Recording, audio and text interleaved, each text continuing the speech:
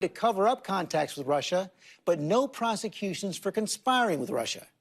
Is this the end of the beginning for Mueller, or the beginning of the end? What happens with Roger Stone, a big piece of that puzzle. He starts us off this morning. Roger, thanks for joining us this morning. We appreciate you being here, but I have to say, and you know this, is pretty unusual strategy. Most people indicted go underground until the official proceedings. What do you hope to gain with interviews like this? Well, I must tell you, George, I think the way I was treated on Thursday is extraordinary. I think the American people need to hear about it. I'm 66 years old. I don't own a firearm. I have no prior criminal record. My passport has expired. The special counsel's office is well aware of the fact that I'm represented. The idea that a 29-member SWAT team in full tactical gear with assault weapons would surround my house, 17 vehicles in my front yard, including 2 armored vehicles, a helicopter overhead, amphibious vehicles in the back where my house backs onto a canal, and that I would open the door looking down the barrel of assault weapons, that I would be frog-marched out front, barefooted, and handcuffed when they simply could have Roger, let me just, contacted me. I think people need to know about that. Yeah, but as you know, it's pretty standard for that to happen. They were concerned. No, actually, well, that's what our Justice not standard at all. People say. They say were concerned you were a flight risk. They were concerned you might tamper with evidence. They were concerned you might destroy evidence. So they did that. And even you, by your own testimony, by your own admission, said that the FBI agents were courteous. So let's get on. No. Let me address that, if I may. First of all, I was released on a surety bond on my own signature, which is evidence that I was not a flight risk. And secondarily, I've been under investigation for 2 years. I've destroyed nothing.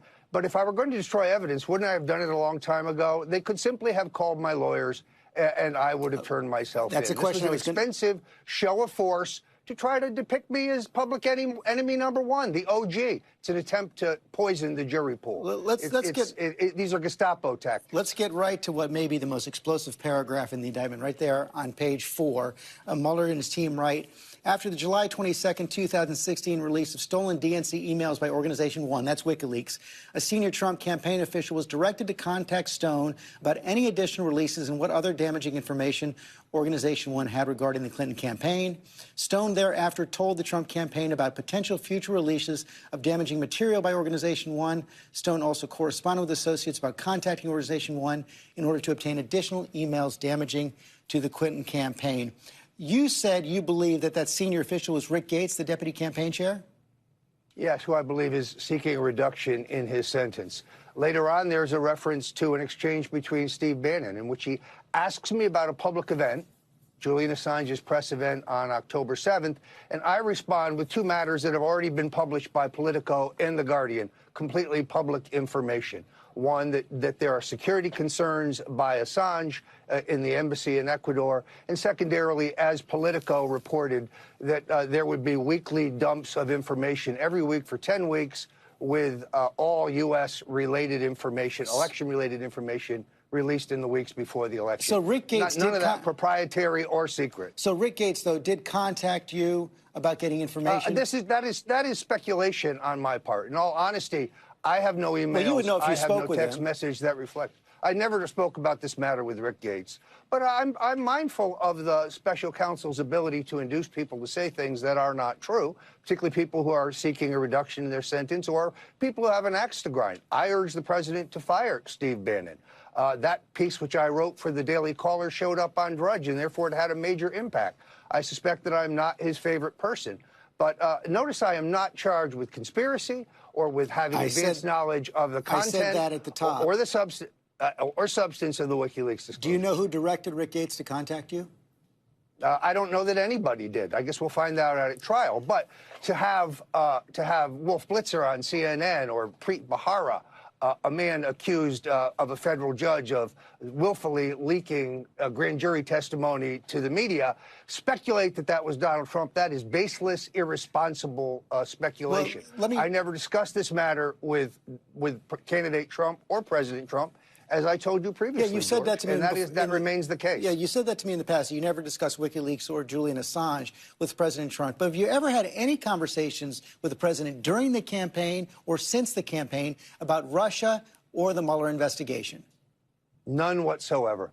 Zero. Categorically. Categorically. Zero. You know, the president Zero. seemed to be distancing himself from you in a tweet last night. He wrote, Roger Stone didn't even work for me anywhere near the election. Does that concern you?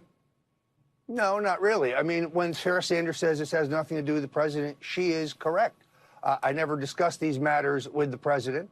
And everything that I did regarding trying to get as much public attention to the WikiLeaks disclosures among voters, among the media, is constitutionally protected free speech. That's what I engaged in. It's called politics, and they haven't criminalized it, at least not yet. You say it's constitutionally protected free speech, but we now know from U.S. intelligence and Robert Mueller that Russia was behind that hack of the DNC emails. No, we have an allegation that is yet unproved in any U.S. court of law. It is an allegation. Well, but we have these are the same people. The unanimous recommendation, who said, the unanimous conclusion of U.S. intelligence agencies. So given that, do you regret the role you played? The intelligence agencies are politicized, as we know. They also told us Saddam Hussein had weapons of mass destruction. So you don't regret your role in disseminating those emails?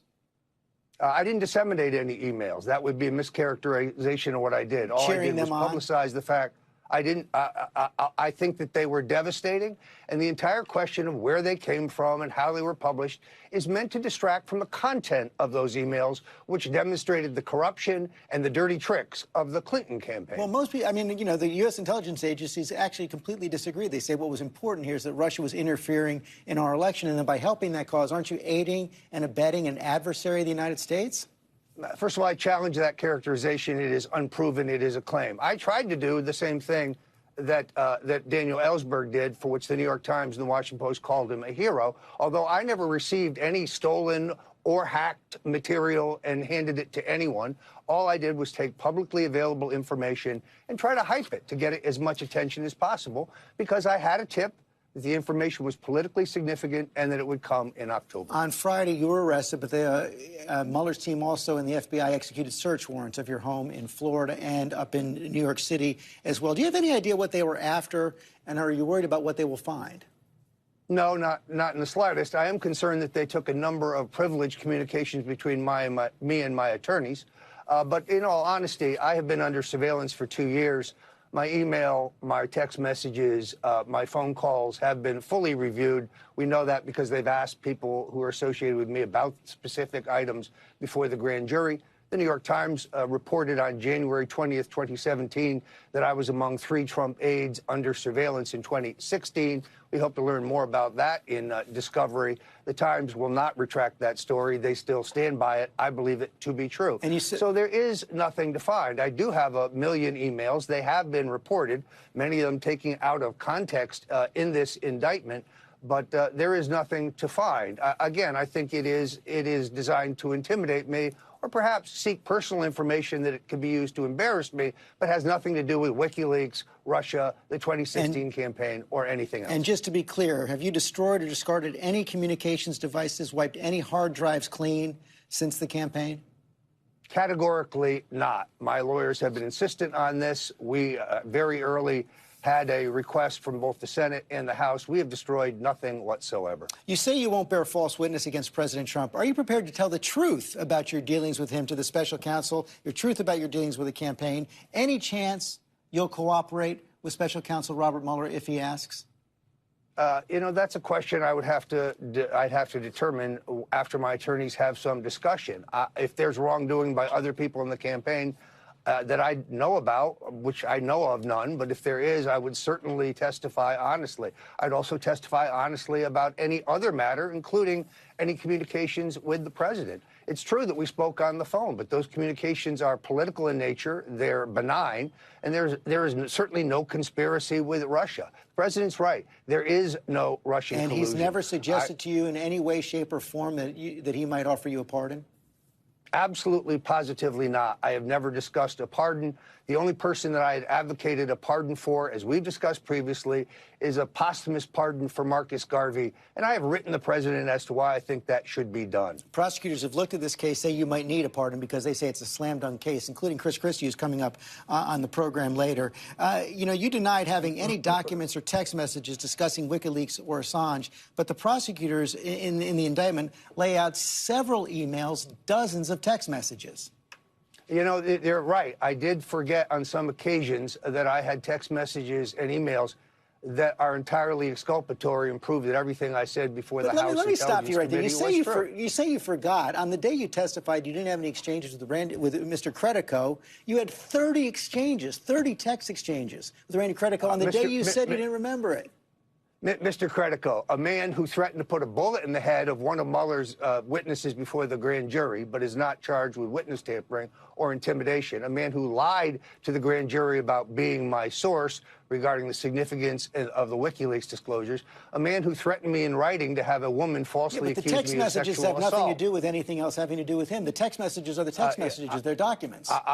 I will prove in court that any failure of memory on my part was without intent and would be immaterial. I am human, and I did make some errors, but they're errors that would be inconsequential within the scope of this investigation. You're also accused of tampering with Mr. Credico. I want to show some of the exchanges you had with him on multiple occasions. This is from the indictment. On multiple occasions, including on or about December 1st, 2017, Stone told Person 2 Credico that Person 2 should do a Frank Pentangeli for HPSCI in order to avoid contradicting Stone's testimony. Of course, Frank Pentangeli, a character in the film The Godfather Part 2, which both Stone and Credico had discussed, who testifies before a congressional committee, and in that testimony claims to not to know critical information that he does, in fact, know.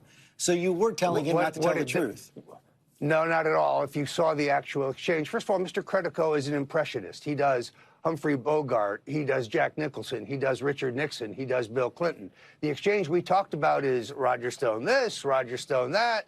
Roger Stone was in the olive oil business with my father, but that was a long time ago. It has to be seen in context. It is a humorous exchange. So they taking things out of context and present them in a light that it mischaracterized their significance. I never told Mr. Credico to lie. I did at one point when he said, my liberal friends will be very upset, my progressive friends will be upset if they believe I was helping you because they would think I was helping Trump. It was only in that context that the Fifth Amendment protections were discussed. Final question. You're in good shape, but you're not a young man, 66 years old. Are you prepared to spend the last best years of your life in jail? In view of the fact that I expect to be acquitted and vindicated, and that my attorneys, including Bruce Rogow, one of the very best attorneys in the country, Grant Smith, Rob Bushell, and Tara Campion, believe that this indictment is thin as piss on a rock. So I'm prepared to fight for my life. I have to go to the public at stonedefensefund.com to ask for their support. Roger Stone, thanks for joining us this morning.